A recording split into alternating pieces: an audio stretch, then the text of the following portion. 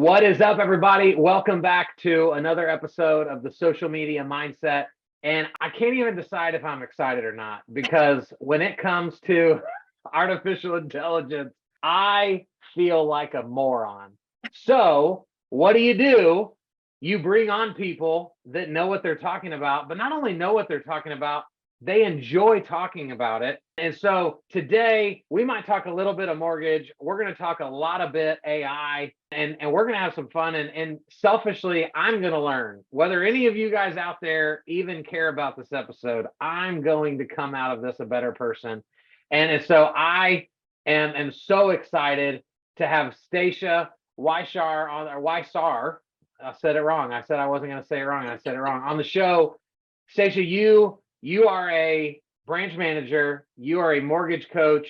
You still do loans yourself. You have a background in tech. And so this whole AI thing is just like second nature to you. And so I am just so excited to jump into this. Welcome to the show. Kyle, thanks for having me. I'm so excited to be here. And AI should be super exciting, and all the other feelings too. But yes, we can talk AI. I love AI. So I want to jump in here because we could talk about mortgage, but that's boring. And you crush that, right? Anybody that listens to this episode, just go Google your name and you'll see how incredible you are at all that. But there's lots of people that are good at mortgage. And so tons of people could talk about mortgage, but I don't know tons of people that can truly have like a high level conversation about artificial intelligence, to both the good and the bad, right? All that stuff. So let's start with just like, what are we misunderstanding about artificial intelligence?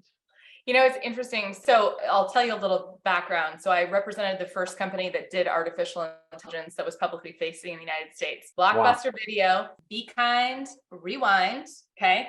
But that wasn't the only thing they were known for. They actually had a little kiosk when you checked out. And it was like, apply here for a job. And it could tell, the software that was on there was my client. And basically they could tell if you, Kyle, or me, Stacia, where would be best served within the footprint of the retail outlet. And more importantly, if you had a propensity of theft and stealing, or I did. And so the software was written with really algorithms that could understand sort of human behavior, personality profiles. Like if you're a good salesperson, Kyle, which you would have been on the front there, you'd been like, hey, here's the new release. You know, I'd been at the cash register. Did you rewind? I'm going to charge you $1 or whatever, right? So you had these proponents of where people would thrive, but also it started to learn from itself and be like, you know, Kyle's a very trustworthy person. He'd never steal. Stacia, on the other hand, gosh, we got to question her, right? And so they lowered their theft within the retail outlet. And really, truly, that's where most theft comes from in retail, is from their own employees. So great software. I started learning about AI then. And, you know, it's really interesting. That was a long time ago. I'm going to age myself. That was decades ago, right? And so people are scared of AI. But I think about daily is it's everywhere, right? Have you ever picked up your phone? I mean, I know you're huge, you're amazing with social. I mean, that is like your jam. You do such a great job with your clients. Have you ever picked up your phone, like, let's just say Twitter, or it doesn't matter, like Facebook, whatever it is, and you were like thinking about buying those new pants, and then all of a sudden they're in your Facebook feed? Doesn't that happen to you all the time? All the time. That's AI. And it's AI, not that it's like reading your mind, and it's not like it's like an alien that's like, I got Kyle's brain in here. That'd be pretty fun though. You know, it's really about like your behaviorisms, like what you're doing, where you shop, what you're thinking about. You know, I have Alexa that sits in my other room. I have this open office door, which is fun. My dog might run in here. So that's part of the joys of working from home sometimes. But, you know, I'll have Alexa sometimes that will be like, say something. And I'm in here and I'm not saying a thing. And it's like, it will be like the Fed announcement. And I'm like, oh my, is Alexa reading my brain right now? I'm reading about the Fed right now. It's crazy. That's AI. And so when people get really scared of it, I am a coach too. I coach originators at all levels, you know, from VP levels to just starting out in their career.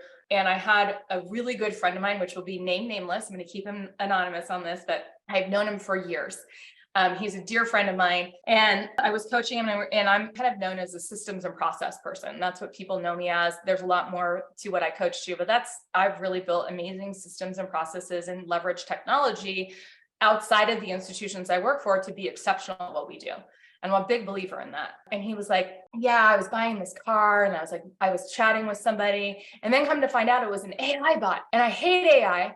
and I'm not going to do it. I'm going to put my head in the sand. And I go, okay, well, let's talk about that. Like, tell me more about that. And I started asking questions, do you use this? Do you use that? Do you have a cell phone? I know he has a cell phone, and I'm like, AI is all around you. It touches you daily. Now, what people get scared of, Kyle, is the fact that they think that AI is going to take us over. Right? The reality is that those people that do not employ AI in their daily lives, in terms of their businesses, in terms of the efficiencies in their lives, they'll be obsolete. So my husband is, he's a CMO, he's run marketing company, he's been in the tech space, and in marketing, AI it can be very threatening. And so he's like, listen, AI is not going to replace me. It is going to replace the person that puts their head in the sand and doesn't use it. With a software background and technology background, I was not an engineer. I was on the product development side, project management, sales and marketing, wore lots of different hats. I think about technology all the time. We're technologying right now, my friend. That's Zoom right. used to be a software. Now it's a verb and a noun and an adjective. Sometimes it's a bad word. Not a Zoom again today. So Right. It's software and technology is a way for us to leverage and to get better. And so I think about AI and how I can build efficiencies in our business, how I can build efficiencies for my team, and really how I can build efficiencies in what I do every day, because I work a lot. And if I can leverage technology, specifically artificial intelligence, to help me be more efficient, more effective, communicate better, build systems and processes that give that really high touch experience for our clients, which we're exceptional at, while leveraging technology, why would I not do that? The one thing that AI cannot replace, it can try, but what it can't replace is emotional human intelligence, right? It just can't do that. It can't give you like a Zoom hug. It's not going to do that, Kyle, right? But I can do that with you, right?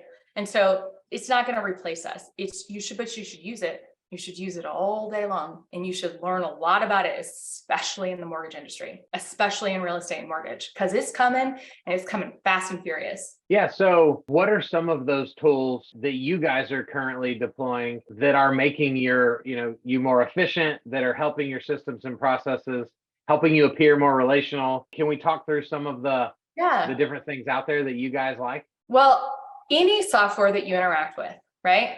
Zoom, AI bot recording our call can do like transcripts for us. That's super efficient and effective, right? I do a lot of educational webinars. So if I can do the webinar, it's still me, right? But my AI bot can script it for me, and I can take some of that content and repurpose it in a newsletter or in an educational piece, or, just giving it to a client, snapshotting it back in terms of content. We'll do that all day long. And then it's not me recrafting the wheel, right? I always like to say evergreen. Yeah. So we evergreen as much as we can. And I think AI gives us a lot of efficiencies around creating evergreen. So I love Canva, for example. Have you ever used Canva? Oh yeah, all the time. Canva's super rad. Canva's amazing. I love Canva. And Canva has AI built into it. So it has AI interfaces in it, right? I laughed so hard when ChatGPT 3 came out. People were like, oh my God. I was like, here we go. This is going to be so fun. Let's watch this unfold, right? Like everybody was like, what's this? What's this? I mean, we did a one-page sheet like that. And I was like, here you go, everybody that doesn't know how to understand this or what to do, but why you should. And so, with ChatGPT 3, I always talk about AI in terms of like conceptual sizes, like V1, that's the size of a pea. That's you and I applying at our Blockbuster video jobs. That's the size of a pea, right? 5 years later, 10 years later, we maybe get V2, right? V2 is the size of maybe like the state of Texas, beautiful Texas, right? State of Texas. V3, that's ChatGPT 3 right now, that's the size of potentially the Northern Hemisphere, right?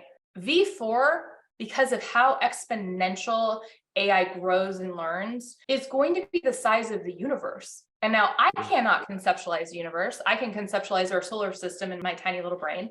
The universe to me it's not something I can conceptualize in terms of size, but that's how impactful and quickly AI grows. And by the way, that time gap shrinks because it learns from itself. It's super intelligent. It's highly intelligent.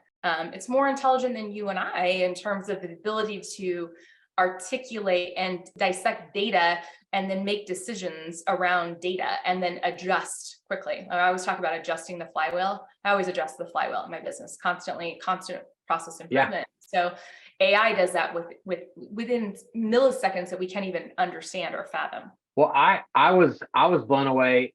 So I pay for the paid version of ChatGPT, Yeah. right? So I'm never locked out of it. I always have access to it, and my book is coming out in just a few days. Yay! And so I was trying to write the back cover for it, and I kept writing it and was like, ugh, like this sucks. This is not what I want it to be. And so I jumped into ChatGPT and I said, hey, I'm going to send you a paragraph. Can you rewrite it? And then I typed it in or pasted it in, and then they rewrote it. And then I said, can you add dry and witty humor to it? And then what it gave me back, Stacia, like that's what's on the back cover of my book. I love it. I wanted it to be dry and witty because that's who I am, but I just wasn't feeling dry and witty, and ChatGPT took care of it for me. And so, like, you would probably say that's like the most practical way that we could be leveraging like AI right now. Totally. Like, I mean, my team, we leverage AI all day long. ChatGPT, I have the paid version too, and it's like, sometimes people will come to me and they'll be like, how do I articulate this? Or what do I say? And I'm like, ChatGPT, ask a question. What I love about AI is it doesn't need to replace you.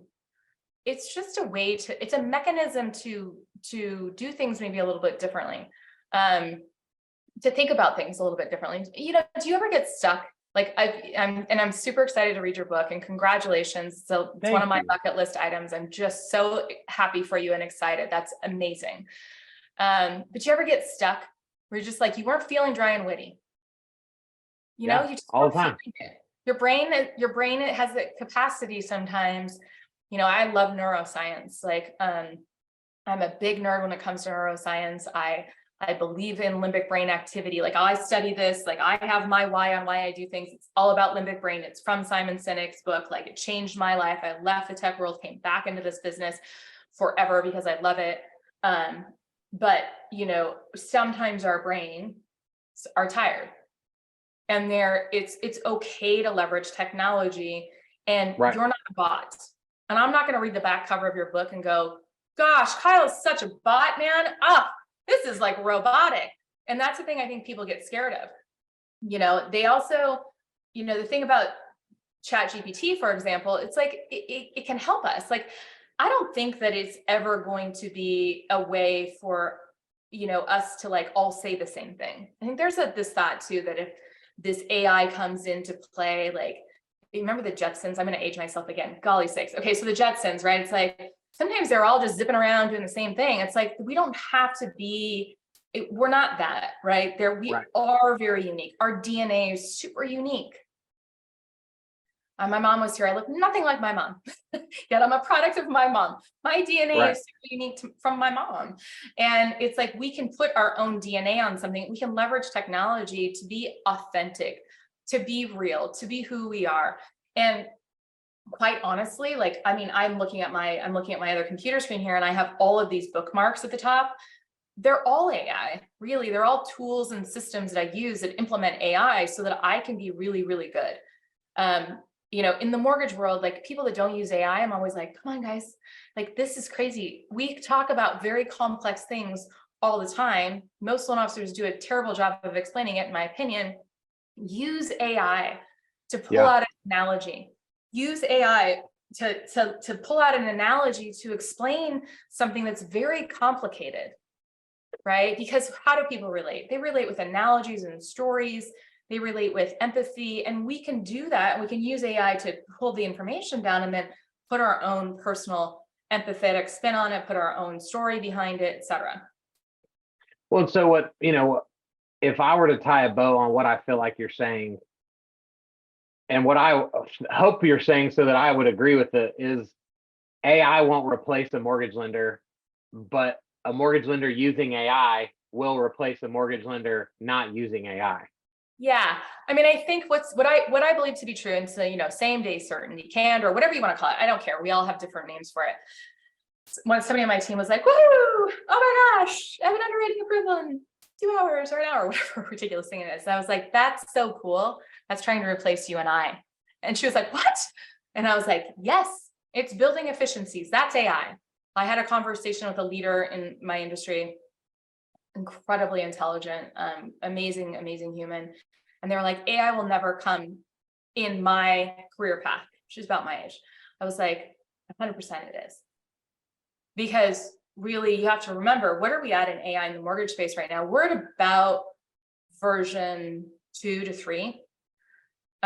Version 4, the time frame is like this, and it's going to be very aggressive. So my belief is that agency will get really comfortable. So Fannie, Freddie will get really comfortable with AI decision making, because there will be an ability to determine whether, if you had a mortgage file, if you had an ability to repay your debt. And based on that, just like that Blockbuster video, is Kyle going to steal or not steal? It's going to be the same thing. Is Kyle going to default or not default? And so there's going to be that center of that, financing component. That's a lot of financing in the United States. It's going to go away. Yeah. That doesn't mean, and I had somebody say to me, oh, well, people want to talk to us. Well, for sure, of course. But from a compensation perspective, from how we are paid, from how the, agency interacts, like, does agency then need, mortgage lenders to really communicate the value? Maybe not, but that goes away, because the risk factor between Kyle can pay his mortgage and Kyle cannot pay his mortgage, that's highly intelligent. And that those data points and those risk points, I call them little neurons. They're neurons and they fire. Our Right. brain has these neuron pathways. Similarly, AI does it, but it does it so much faster than we can even conceptualize. Is going to get real comfortable with that. That's not to say that there is not space for human intelligence within mortgage financing. I believe there are investors on the secondary. There is components of financing that needs highly intelligent humans to guide them through the process and to help them navigate. I always tell people too this, and this goes back to my DNA analogy. Your financing is as unique as your DNA. I don't care that you have a 720 credit score and your best buddy has a 720 credit score and you're putting 5% down and you're buying cookie cutter homes next to each other in a brand new community. And I can guarantee, and you work for the same company, I can guarantee you something is going to be different in that transaction. Yeah. So that's where the space will be.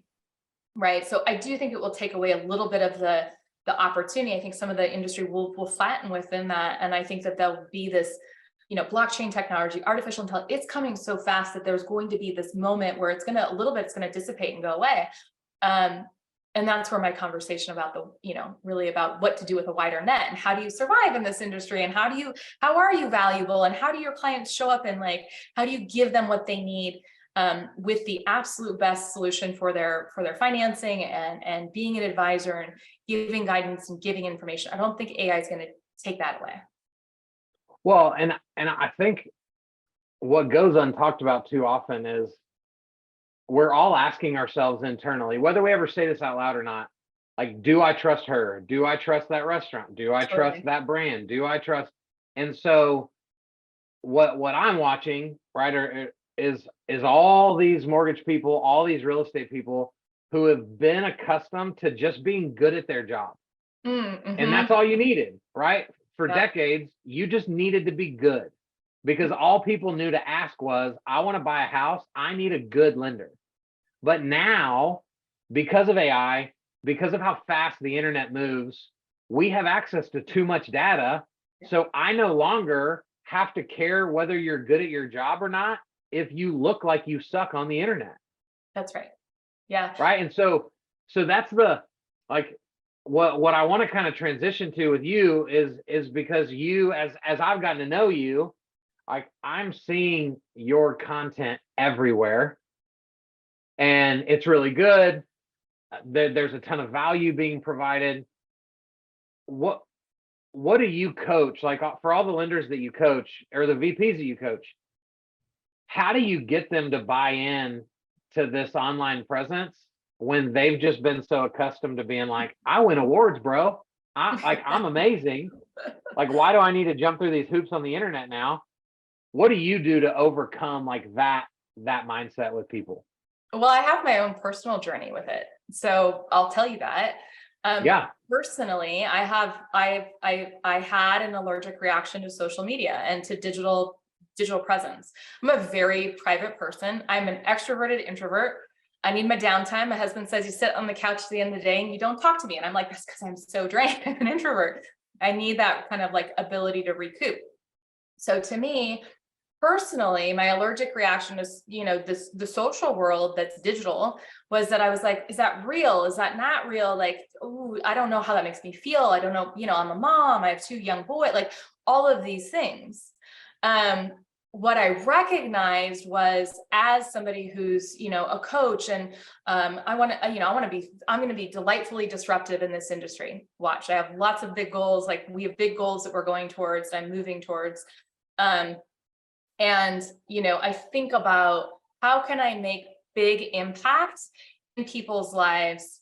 How can I evergreen information and value? I'm a big believer in education. I think the best in our industry are. How can I do that in a way that's like evergreening? I can just put it out there, and it can go, and I can push people to it, and they can learn, and they can make decisions on their own. I was like, I got to get all in on this. And so I'm not necessarily, I'm doing video as much as I can. I'm doing as much data as I can. I evergreen content. If I'm in a Zoom call like this and I'm recording it, like, I'm going to push it out there because it's valuable. And my goal is if I can bring value to somebody that I serve, whether that's, a loan officer that works for me, or branch manager works, whatever, it doesn't matter. A client, a real estate partner. I just had an amazing conversation with this super brilliant estate planner in Arizona. Like, I want to be able to bring that content and give it to people, because I will tell you this, like, you Google these things and it's kind of like, you're kind of like in a snowstorm trying to figure your way out of this stuff. And people make decisions on whether I trust you and like you, Kyle. I've never met you, but I gave you a virtual hug. I'll give you another one. I do Right. like you, right? Like, I've never physically met you. I've done my due diligence on you. I feel like I know you. And I think that digital brand, I have a brilliant coach. I have coaches in my life too, as being one. Richard Milligan says, we're in a digital social revolution, and he is 100% accurate. We're in a digital social revolution. And when you think about that, that's crazy stuff. There is no more yellow pages. I was coaching a loan officer, and I was like, have you Googled your name lately? No. I'm like, oh, that's funny, because I just Googled your name, and I'm a direct communicator, and in a loving, kind way. It's always comes from love. But I was like, you're temporarily closed online. You're temporarily. He's like, what are you talking about? I'm open. I'm like, I'm telling you right now, you're temporarily closed. So get uncomfortable with this stuff. And I was talking to another branch manager, and I was having a conversation with this person. I was like, have you ever Googled your image? Like, have you done an image search on yourself? Oh, no. I'm like, the third person in is in an orange jumpsuit and has your name. And his name was not, Fred Smith, by the way. It was pretty specific. Yeah. I was like, that's what I would do if I didn't know who you were. So we have to embrace it. And the beautiful thing is we all are people, right? Like, I have personas. My personas are, I'm a mom, I'm a wife. I'm a leader in this industry, in the mortgage industry. I am a coach. I'm incredibly spiritual, and I care for my body as in a whole self.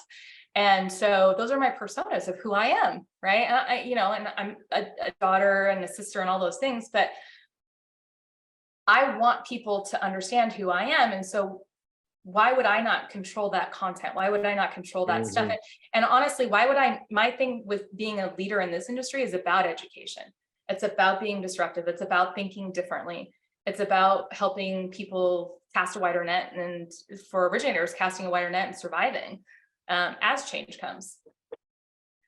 So I want to, before we keep going, I want to give a quick shout out to Richard Milligan, because he's one of my favorite people on the planet. I love him. He's helped me write my book. he's let me borrow, like, my team has connected to his team. So shout out to Richard, because he is one of the good ones. He's one of the best. Richard Milligan and Cindy Ertman is my other coach, and they are both two of the most incredible humans I've ever interacted with. And I feel very blessed that they're both in my life. I love and adore them. And Richard is, I can't say enough amazing things about him. He's amazing. Yeah. He is amazing. And Cindy's amazing as well. Oh my gosh, she's amazing. I don't know her as well as I know Richard, but they're in that same caliber of like echelon of humans and good like leaders and givers, right? Like that's the thing you said, Richard, like Richard's like just one of the most generous people. So is Cindy. They're just super generous with their outpouring of giving and impact. 100%. So as we kind of begin to like land this ship, because if we just keep giving people too much, they'll do nothing with all of this stuff, right? So you've mentioned twice now about like people casting wider nets, kind of just the premise of like wider's always better, right? More is always better. And so talk about like, is the opposite of that true? Should we be niching down our nets? Should we be expanding our nets, but in a very intentional way? Like what should that look like for people? Yeah. Well, I'm going to speak to it from my industry, right? Because so from my industry, cast a wider net means, in my opinion, from what I hear people say, go do more coffee dates, go do more happy hours, go make more phone calls on Tuesday or whatever. And to me, a wider net is more about being a person of value, and then being able to take that wider net. I call it a spider web. So I think, I don't like spiders, but I think spider webs are really beautiful, right? So like if you ever see a spider web, you're walking through the woods, it's gorgeous. Like, oh, that's a wider net to me. A spider web can go from tree to tree, which might feel like it's like across the United States, that little spider, but that's a big net. And so how do we conceptualize and think that way? To me, that's not doing more in my own backyard. To me, that's potentially talking to people across the United States. That's understanding program product pricing. That's understanding investors. That's understanding the economy. I'm a student of economics specific to real estate and debt. Like I study this stuff. And it's not just the thought leaders in our space. Like I do my own research. I'm a nerd when it comes to economy. So, the digital branding, that's a wider net. How do we grow and build a wider net? Because the reality is being in a social revolution, digital social revolution, you can give a wider net. But don't be a wider net just to do it. Like do something of value. So when you say, should we niche? I think what you should do, and I think what people should do in both real estate and mortgage, is like be thoughtful in your value. I talked about my 5 personas as a human, and I always think about those. Like, what am I showing up with value? How can I give value? Like, and value in those components, like value does not need to be, I read this industry article or I saw this great social hack. Like value can be like, hey, Kyle, I love that you're writing a book. Have you thought about these 2 things? Like I saw this other, that reminds me of this. Right. Yeah. And so we as humans can bring value. We can leverage AI to bring value in that, and cast a wider net. So you're not just in this, like, I think niching is it's not bad, but I think you need to be on that, because when you niche, you're standing on one rug, and personally and professionally, and from experience, from others that I've seen, the rug can get ripped out like that. And in our industries, 80% we cannot control, 20% we can control. And so think about that 20%, think about what you're really exceptional in, lean into that, and bring value for others. Because when you bring value to others and you give back to others, it comes back in spades, right? And so those are the things I think about from a wider perspective. Yeah. Yeah. I think that's part of why I wrote a book, right? Like, that was, I feel like it's widening my net, but it's being very intentional about the way that I do it. I love it. It's so I I wish we could stay here for another 30 minutes because there's so much more that I want to ask about, that obviously you have the ability to share about. The way I want to end this is from your coaching chair, right? You work with leaders across the country. You have for years. You're also coached by incredible leaders in our industry. And so what's the one thing, because obviously like good coaching is expensive. And so for a lot of people that may listen to this, they may have never really been able to technically like afford a good coach. Yeah. Right. And so what is the thing right now that you're getting the most pushback on from the people you coach, that you're like, dude, you better freaking get this because it's coming, things are changing? Like, is there one thing that you can kind of put your finger on of like, oh, this is definitely the conversation that I'm having over and over and over and over again? Oh yeah, it's 100% avoidance of technology and systems. You know, my industry specifically, it's very antiquated. It's built over a wooden desk with a stack of paper, with, no offense, a guy in a suit in a bank. And we have not evolved beyond that much. Our technologies and our internal systems are built around contract, get an application in, get a loan in, get a contract in, close the contract, make sure the loan is sellable to the secondary markets. That's it. Companies do a moderately okay job on here and here, but really, like, I always tell people that I talk to, whether I'm, having a conversation about joining our team, whether it's a coaching client, I'm like, you are a CEO. You're a CEO. Yeah. If I sat next to you, we do the same job. You're awesome at what you do. If you just look at pure numbers, let's just say we're similar in terms of production. You do things totally different than I do things, but we are CEOs, and building systems and processes and leveraging technologies around your process flow, around how you do things, is going to keep you alive as AI comes in and is super disruptive. And if we can do the things and we can control it and we can own it, and I'm not just talking about our company, and we're in compliance, like we do things the right way. We follow the rules. I'm just saying, like, think about your business, be a CEO in your business and use technology to do it to the highest level of efficiency, of effectiveness, while giving this really great experience to your clients and those that you serve. Because at the end of the day, they want to work with you because they trust you, but you've got to have systems and technologies and process flow in place. I mean, I have so much stuff that we've built that I'm really, really proud of, and all components of our business. That's ours, right? That we're going down licensing on, and this is cool stuff. And our industry is really antiquated. We're really behind the 8 ball in the adoption of it. And, it is what it is. And so I think about that. And that's what I always try to coach my people with. I'm like, be a CEO, own your magic sauce, own your why, and like build systems and technologies to create efficiencies around it. Because at the end of the day, you don't have 50 hours in a day to do all the things you need to do. Right. It's so good. I love that answer. I couldn't agree more with that answer.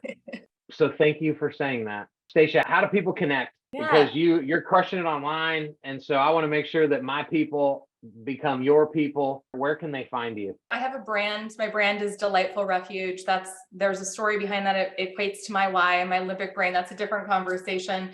But I'm on social, it's just Stacia_Weishaar. I'm typically on all social channels, so connect with me there. I'm happy to I love being connected to people in this business. Yeah. Oftentimes we feel like we're on our own little island. Connections make all the difference in the world, and they matter so deeply. So we have all those links in the show notes for this episode. Stacia, thank you for saying yes to doing this podcast with me. It's my honor to be on here with you, and I cannot wait to read your book. Thank you. That's awesome. I hope you don't hate it. We'll find out. I might not like the back cover. I'm just kidding. I'm going to love it. It's probably the worst because I overused AI to write it. Guys, thank you for listening. We'll be back real soon with another cool person with an even cooler story. See ya.